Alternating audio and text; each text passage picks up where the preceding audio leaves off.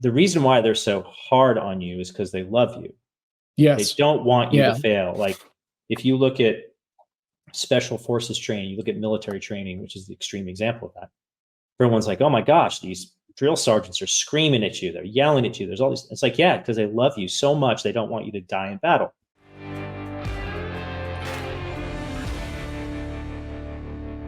Well, welcome to the True Man Podcast. Now, I don't think there's any doubt about it. Our spouses are the most important people in our lives. They know the most about us. They're the person with whom we share our most intimate thoughts. I'd like to think most of the time. They're the person with whom we share our life with. And that's really cool. But what if it goes away? What do you do? Who do you turn to? You know, grief is something that we all go through. And I don't think it's something that is very easy to understand.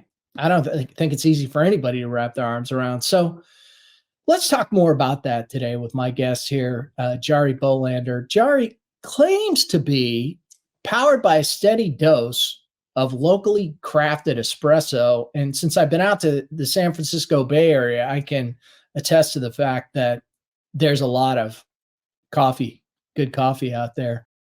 But he loves nothing more than to figure out how to explain complex things in clear and compelling ways. Now, his goal is to help and build a more ethical, inclusive, and resilient world by educating and inspiring the next generation of entrepreneurs, whether they're 18 or 80. But today on the True Man Podcast, Jarie is going to share with us a little about his book and his wife. The book is entitled Ride or Die: Loving Through Tragedy, a Husband's Memoir. Jarie, welcome to the True Man Podcast. Thanks, Mike, for having me. It's a pleasure to be here. And yeah, absolutely. Introduction. I'm on. Was that good? Yeah, I'm on about 4 or 5 shots of espresso already. So yeah, that's going to go pretty well. It's mid-afternoon for me, so cool. I'm well. I got the caffeine flowing over here myself. But so listen, today's topic, it's certainly a heavy topic to talk about, but so let's dive in a little bit. Tell us about your wife and what this journey that you went on in writing this memoir. Yeah, so her name was Jane, wonderful woman. She was of Asian descent, so family was originally from Taiwan, and then they moved out here. So immigrant story, the great immigrant story. She owned her own PR and marketing firm when I met her, specifically for professional athletes, startups, and nonprofits. So she was in the PR business, helped a lot of nonprofits and players, like professional athletes, help people. Like a lot of athletes want to help their community, so they do create foundations. So she would help run those foundations. So yeah, it's like one of those things where, we were kind of when we first met, we met through now Mayor London Breed, who we were at a fundraiser for her, and, just this sort of power couple type thing dynamic. We knew a lot of people in the city, a lot of startups, a lot of political people through London and various other things, so, we were making it happen, like it was pretty fun, until we started to try to have kids. And, we got married in 2014, and 6 months later tried to get on what she called the baby train. And, she had 2 miscarriages in a row, which was a little shocking, even how that goes. I mean, I didn't know at the time, but like 50% of women have miscarriages. They don't even know it. Like it's just part of the process or part of what happens, And so, we're like, they're trying to figure out like, what's, she was 34, 33, 34. Like, what's wrong? Like, what's going on? And turns out on December 26th, 2015, so the day after Christmas, we got a call from the hospital saying, you need to come to the emergency room.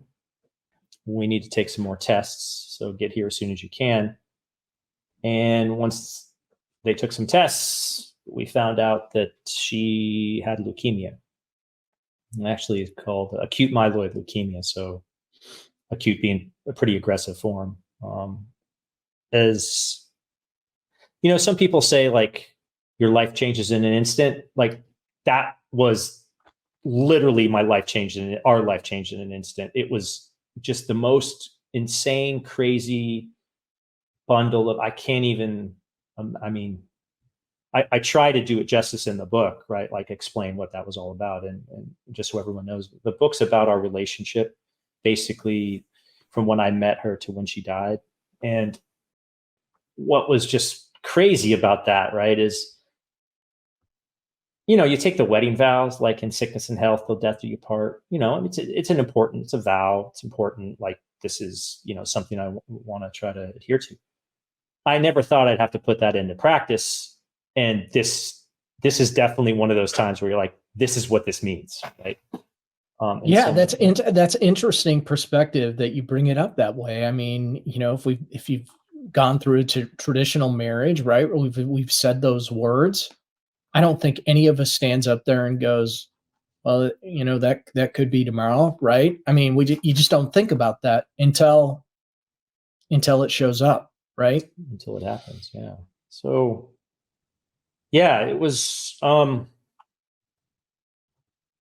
life changing in an instant. And you know, she battled leukemia for 15 months. She had a bone marrow transplant. You know, and I detail this all in the book. And one of the reasons I wrote the book was one, to heal. Like I write to make sense of the world. And the other thing was I didn't really find any resources for men grieving that I found were any good. Now there are. Why do you think that is? Well, that's a great question, Mike. Let me tell you. I'm just curious. Yeah, because men don't talk about this stuff. Like culturally, it is not something that comes up often. If you look at the predominant, I'll call it male trait of how we're brought up. You know, you and I are both Gen X, so you know, yeah. I think this is more so for our generation. But you can sort of see this morphing around. But you know, we were the, you know, walk it off generation. Get kicked in the nuts, rub it out, put some dirt in it, you know, walk it off, right? Like that's what my dad would say all the time. Yeah. And sharing feelings and the experience is not something that we generally do. Now, of course, with our partners, and you know, we try, and you know, thankfully what Jane really taught me more than anything was what love means, how to talk with your spouse, how to really tackle these challenging things that are just like almost insurmountable if you don't have a partner that's willing to be there with you. So men don't talk about this stuff. No. Men feel it's weak. It's hard to share emotion. And it's primarily societal, I think, and not necessarily like other men. Like I'm with my buddies and we're sharing a moment, you know, we're all like slapping each other on the back. I love you, man. You know, like especially during like sports or whatever. Yeah.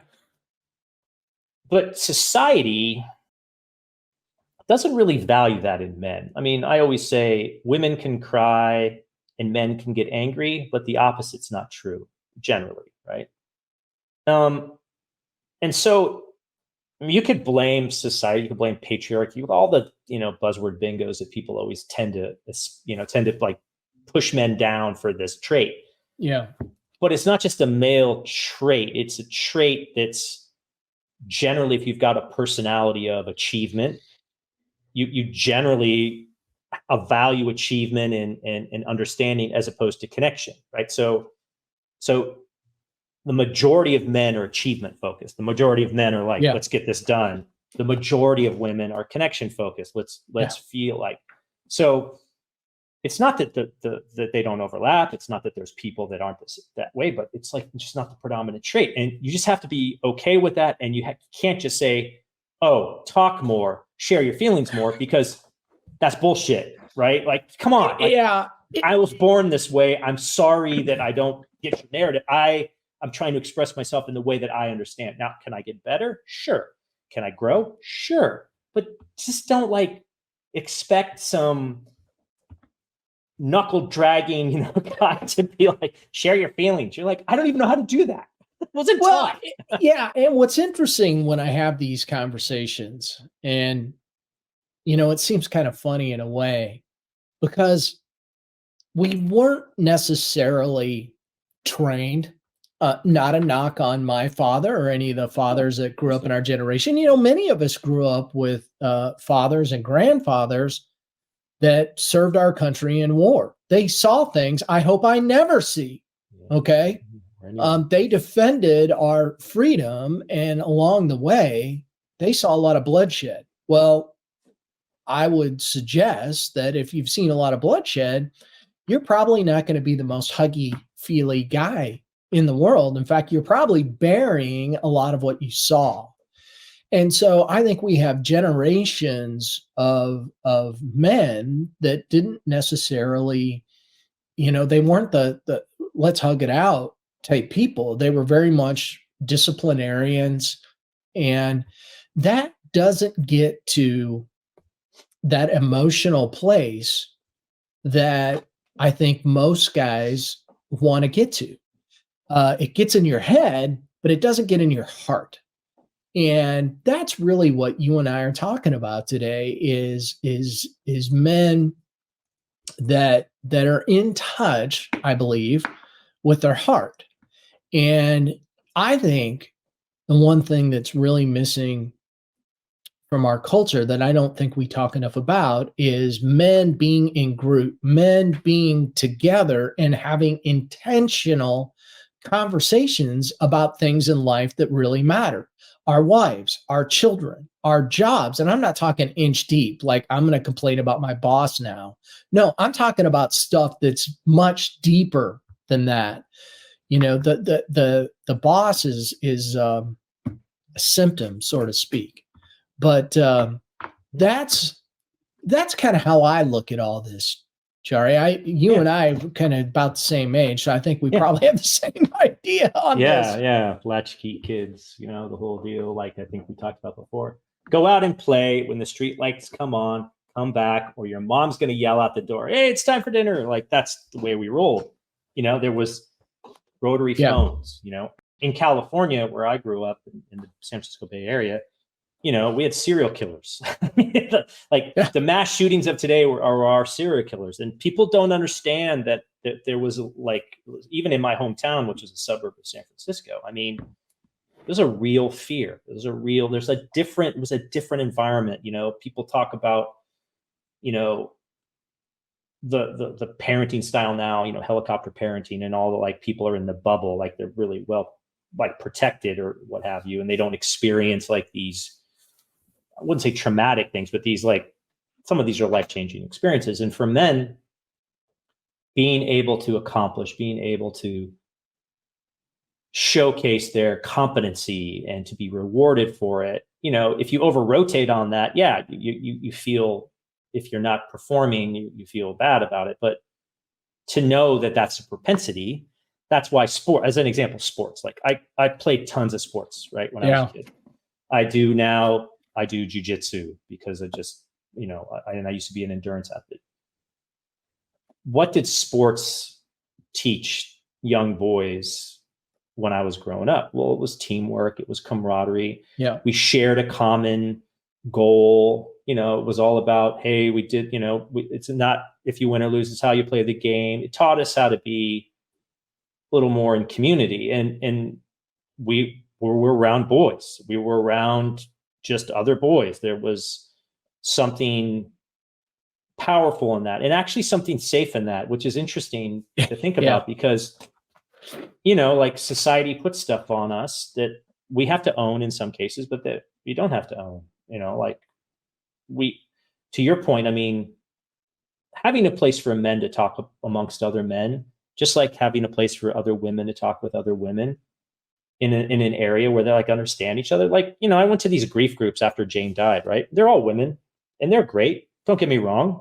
They were really compassionate but they didn't get what I was going through. I went to one and they're like, oh, how long ago did your wife die? I said, 2 months ago. They're like, 2 months? How can you even be out of the house? It took me 2 years to like even walk out of the house. And I'm thinking, 2 years, like I got to move, man. I got to get stuff done. Like I would go crazy. Like I had to do something, the same thing with when people would always say, well, you need to talk about it, share your feelings. Like, I don't even know how to do that. I'd rather run or punch a bag or lift weights or like, I need the body. Yeah, that sounds familiar. Yeah. Like like the physicality of it is like, yeah, I had all this grief and sorrow that you could feel in your body. Like, no joke. Like, I just trembled with this stuff.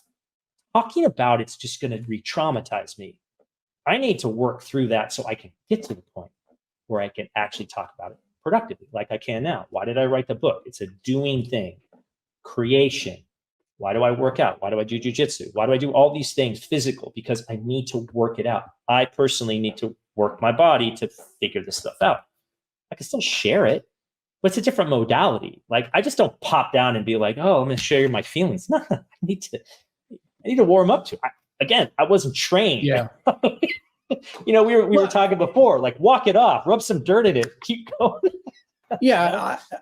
I think where I got my training was, if you will, was obviously, it was in my adult life for sure. And it was really getting around groups of men in small group where the discussion became intentional.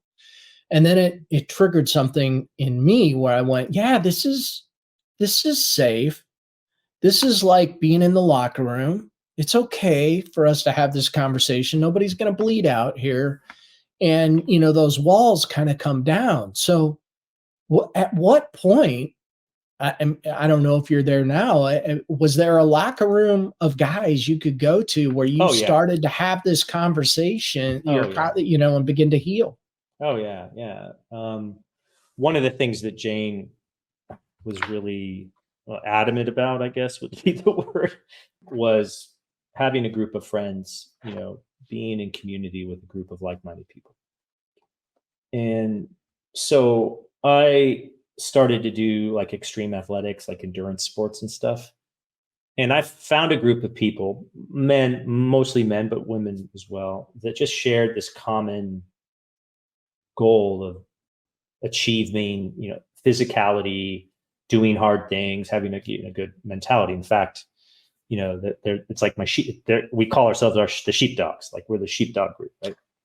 A lot of them former military, some of them are active military, but it was like this place where you could go where the judgment was always on getting better performance. And, some of these, like when Jane died and I was, still doing this, some of the conversations were not like, oh, how do you feel about,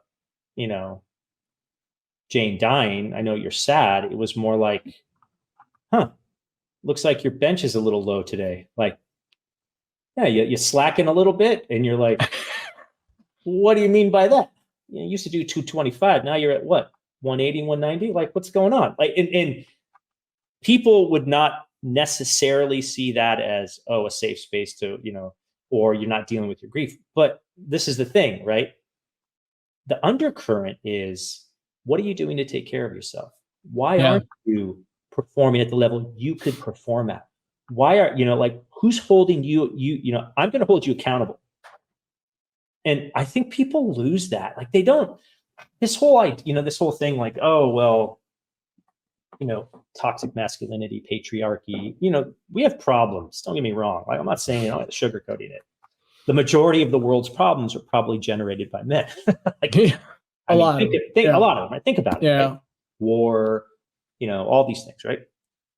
But I don't think you just throw all of the legacy and the history and the thousands and thousands and tens of thousands of years of like us being human and the clear differences in mindset. And like, we have a performance enhancing drug flowing through our body every day. It's called testosterone. It's different. Like, it's banned. Like, you can't dope with testosterone because it's a banned substance. So what does that mean? That means there's something different going on.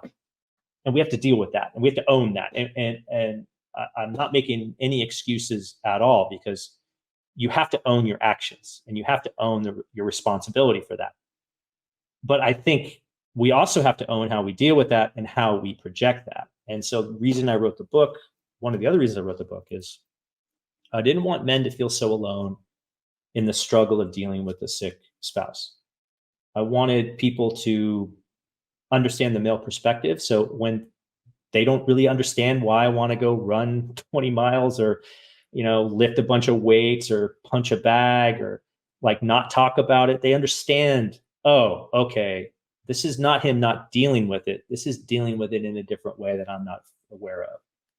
Talk about that a little bit. Yeah. Because, I call these moments, and there's a variety of ways to look at these, just hitting the pause button. Now, hitting the pause button could be sitting and meditating. Hitting the pause button could be sitting and praying.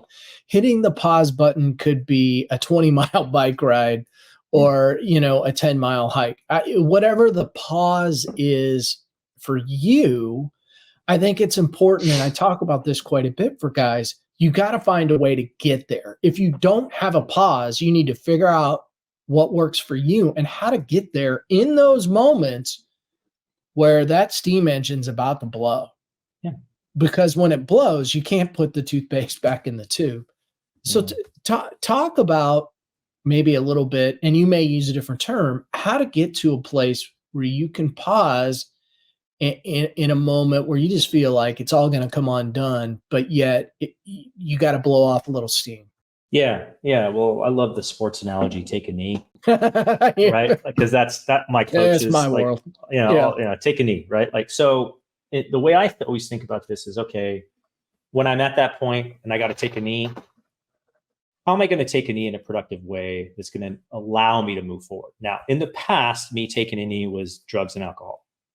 I'm almost 6 years sober from alcohol, and it was just the way I dealt with stuff, and it was horrible. Like, I wish I would have quit sooner. You know what I mean? But that's how I took a knee. I think the hard part about that is how you're driven and not wanting to look weak, right? Like, so as an example, like there were times I remember, like one of my friends, my friend Greg, it's in the book, he calls me, he's like, how's it going? And I like lost it in like the worst. I just like could not stop crying because I was really scared. And thankfully, we were on the phone and he's just like, yeah, I get it. And he held the space for me to like share that. But, that was in the 15 months during her illness, I think that maybe broke down twice, right? After a lot more because of the alcohol. But, the whole idea of finding, what is your take a knee? What is the thing you can do for 5 seconds, 10 seconds, a minute, 10 minutes to take you out of the situation so you gain perspective is, I think, a little harder for men because we are, I was captain of Team Jane, right? Like it's my job to save the MVP. Like I need to solve this problem. Why am I selfish by taking my own time to some perspective? And what she was really good at, and which I love her very dearly for, among many things I loved her dearly for, was she would make me take time for myself. She knew how hard this was. Even though sometimes she was really horrible, and she's dying, right? Yeah. She could, I'll give her that, right? She had some problems with that, obviously, but I had to find that. And it in the mix of it, it's hard, right? Like how are you supposed to pause, right? Like how are you supposed to do that? And I think for men to think about, like, what is the 10-second, 5-second, minute thing you can do to sort of take a knee? I'm like, okay, let's pause here for a second. I don't have to do this right away. Yeah. I like the take a knee. I grew up with that as well, and you're bringing it back to me. I may have to steal that back. Yeah, 100%. I'm all about giving. Really is an interesting way to put it, though, because I don't recall being on the field of play, whether it was basketball, whether it was football, baseball, whatever, all the stuff that I did, where there wasn't a moment where maybe it was before practice, maybe it was after practice, maybe it was in the middle of practice where somebody didn't say, take a knee. And everybody knew what that meant. We're going to pause and we're going to talk about something. Yeah. In fact, one of my favorite stories of all time was one of my first jobs was working in a grocery store, and I made the mistake of sitting on my butt to stock a lower shelf, and we had a meeting, and I got called out for not taking a knee when I was stocking. How about that? And I never did it again. Yeah. Well, the thing that's interesting, like about endurance events and just, general high performing teams, high performing, sports teams is always a good analogy. There's a standard, right? Like, if you're going to play in the NFL, like there's a standard, like it doesn't matter what you look at. It is literally a meritocracy. Basketball, anything where performance can be measured pretty easily. Look, it doesn't say whatever you want. You're not hitting the standard. And what I learned from sports and what I learned from, my friends doing this endurance athletes is that standards matter. And for men, especially, and young boys, standards matter. Like they just matter. Like, what's the standard in which I have to hit? And I do think we've lost that in some cases. And I don't know if it's because everyone wins a trophy. I don't know if it's, we can't be hard on people. I mean, coaches, coaches are great, right? Like some of the most profound things I've heard, right? I had this coach, Coach Woodall. We'd call him Woody, Coach Woody, right? I mean, we'd be jaw jacking, grab ass, less stupid stuff as teenagers. And he'd just be like, guys, get your butt out of your ass. We got to get this. I mean, like these Woodyisms, right? Yeah. And yeah, it's tough. It's harsh. Yeah. We were screwing around. Yeah. He should have yelled at us. And yeah, we had to go run 4 laps or whatever because we weren't doing what we should be doing. That's lost sometimes here in society. Like be a little tougher. I think that's what we learned in the 80s. I think what we learned in the 80s, which I think a lot of young men that I talk to are actually nostalgic for, was, like y'all were left on your own. Like the cavalry ain't coming to help you. We're right. Like it's on you. You're on your own. And I think they missed that. And I think that's what we miss as men now. Like, well, it's interesting. So, my friends and buddies that may be listening to this, Mike's going to go down this rabbit hole now since Jarie brought it up. I brought it up. It was interesting. In the town that I grew up in, we were, at the time, we were the smallest school in the conference. And so, in fact, in my senior year, they called us the Dirty 30. There were 30 of us on our football team, and it really wasn't unusual for us to go play a team that had 90 guys standing on their sidelines. In some of these larger cities. And I reflect back on it now and I'm like, wow, that was pretty intimidating. Back then, I didn't think anything of it. I just went to battle. And sometimes got taken to the woodshed. But, what did I get out of that? I got way more out of that than I think I bargained for, that I look back on now and I reflect on was, our coaches were incredibly hard on us because they knew they had to be, because we were playing teams that were bigger, faster, stronger. Mm-hmm. And in a lot of cases, I felt like we were probably better prepared because we had to work harder to even compete. Mm-hmm. And the guys that, I was side by side with, those were my brothers. Yeah. And, I think it's really important to have things like that in your life. And it was hard. And I remember, some stuff going down in the locker rooms that probably, an administrator would be in there today going, no, you can't talk like that. But, I needed that then, and I need it now. And in fact, in business, I surround myself with people, and not very many of them. I have a small crowd, 2 or 3 people that if they have permission to give me the business. Mhm. And sometimes that does not taste very good. But guess who's better as a result? I think that's important. I think that's a thing that's missing from our culture right now. That, oh, if somebody raises their voice, that's really bad. No, it's not bad. Sometimes we have to call people out for their crap. And one of the important things that I found is, I think it's important for us men to have groups of people that we surround ourselves, or groups of people that we go to, whether it's some kind of athletic, like you're talking about, the people that are going to hold you accountable and raise you to a whole nother level. It's hard to do things on your own. Mhm. It's hard. And you know what? It's okay to say that. Yeah. That's totally masculine. That's a very manly thing to say, in my opinion. Absolutely. And I know there are people out there right now that'd be like, whoa, no, not so manly. No, very manly, right? Sometimes we have to be called out for our bullshit. No, I agree. And, I agree. I agree. Standards matter. It's I think it's super important. The brotherhood,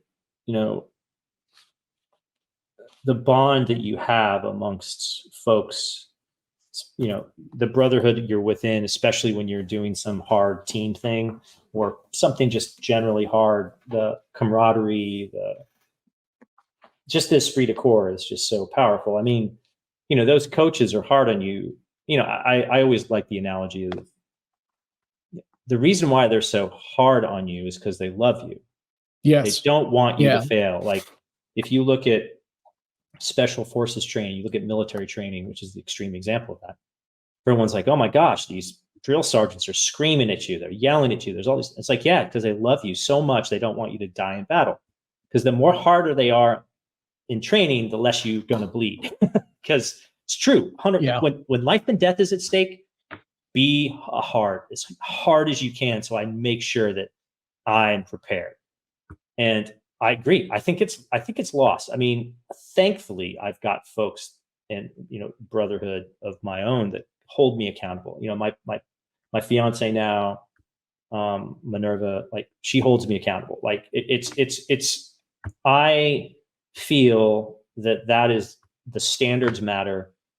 We should be held accountable in a way that's loving and caring because we all want to be better. And I don't think you can say if someone's yelling at you that's not, you may need it. I mean, like you may need it. Like my coach Woody, we needed it. Like we were screwing around. Like, come on, we're not taking this serious. Coach Woody. Woody. Coach Woody. Everybody's got a coach Woody. Everyone has, right? Everyone has a coach Woody. Everyone has a coach Woody. And that is so, I will remember the time. I will remember, playing soccer and running cross country in high school. I will remember that sticks with me to this day. Like Woody-isms, every time. I mean, they're just like, he would say, let's put a W in the win column. What does that even mean? Like Yogi Berra, right? What does that even mean, Coach Woody? Yeah. But it's stuck with me. And the reason it's stuck with me is because I felt the camaraderie. I felt a brotherhood. I felt someone cared about me. I felt there was a standard. I felt performance mattered. And it was up to us to win. And sometimes we won, sometimes we lost. And when we lost, it's good to know sometimes it's not your day. Get back up and keep going. Like you can't always win. That was another important thing that's powerful for business, as an example. Like, some things are out of your control. You just can't help it. Like 100%. Yeah. I once lost a JV basketball game by 100 points, and I'm here today. I'm fine. I'm not scarred. Everything's going to be okay. Yeah, you heard me correct. We lost by 100 points. But who's counting numbers anyway? I mean, triple digits. Yeah. So here's it's the crazy stuff. I don't think anybody wanted to be there that night. I think that was part of it. But anyway, now here's an important thing, and I want to touch on this before we end here. And you mentioned this. So you have a fiance now. Now, why is this important? A lot of people have hard things happen to them, and they're like, I don't know how I'm ever gonna recover to this. somehow in your life, you found a way to overcome, drug and alcohol abuse, your wife's death. Leukemia is cruel. I think when you reached out to me, I said, hey, my grandfather died of leukemia, and it was quick, man. I mean, it was like, you got it.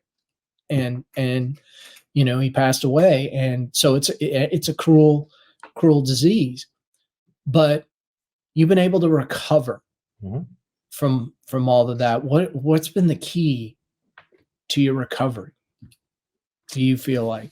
Well, there's a couple things. Before Jane died, we talked a lot about how she wanted me to be happy, that she wanted me to find love again, and that she didn't want me to do what I would do, which I did, which was she would call my frowny face. I was, I have a less than average positive attitude about things. Like I really generally bias negative. So she knew I was going to have a hard time with this. I mean, who wouldn't, right? Yeah. But I mean, God love her for this. Like I hope that I can have as much courage and strength when I meet my demise as she did. She was worried about me and wanted me to be happy, wanted me to find love again, wanted me to really be like the best human I can be. And that was such a powerful thing. It was like, you make the wedding vow, sickness and health till death do you part. Well, the thing you got to remember is that doesn't end when they die, because they want you to be happy. They want you to if they loved you in life, they're going to want to really make sure that you're taken care of. So in one sense, it was like permission to be happy. And again, like I actually met Minerva pretty quickly after Jane died, Minerva's another woman that just was like such a beautiful person, kind, considerate, loving, like just so lucky, right? I really am. I'm really lucky to found her. And